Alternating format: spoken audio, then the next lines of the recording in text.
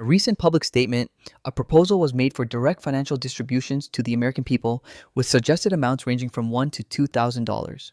This concept was framed as a dividend or a distribution, a direct return of capital to the public. This announcement marks the third occasion since the beginning of the year that such a measure has been endorsed, indicating a recurring theme in the current political discourse. The idea of sending money directly to individuals, whether called a rebate, dividend, or stimulus, continues to generate significant discussion and analysis.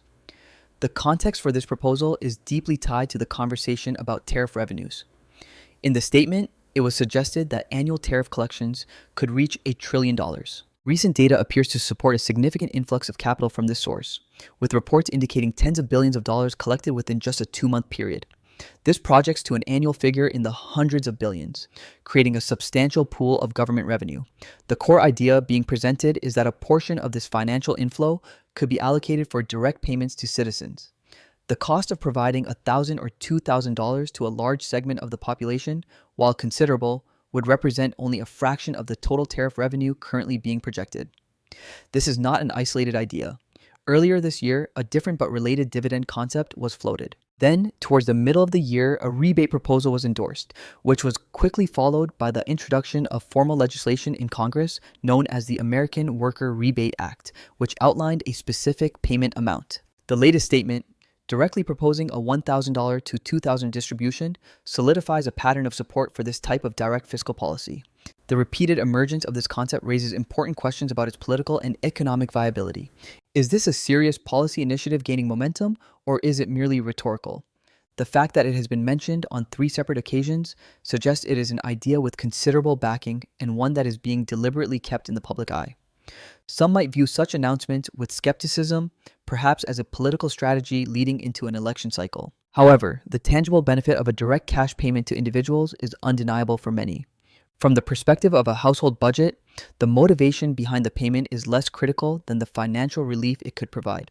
If the result is an extra $1,000 or $2,000, the underlying political calculations become secondary for the recipients. This creates an interesting dynamic where a policy initially seen as potentially unpopular, the imposition of tariffs, could be transformed into a popular one if the public perceives a direct benefit. If higher tariffs lead to greater government revenue and that revenue is then partially returned to the people as a stimulus check, the entire mechanism could gain widespread public support.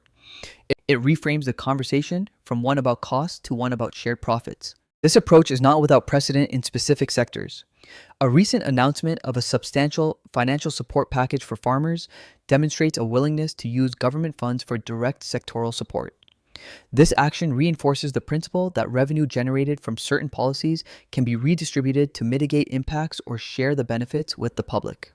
Applying this logic on a broader national scale is the natural progression of this idea. The notion of a national dividend funded by tariff revenue is therefore a significant development to monitor.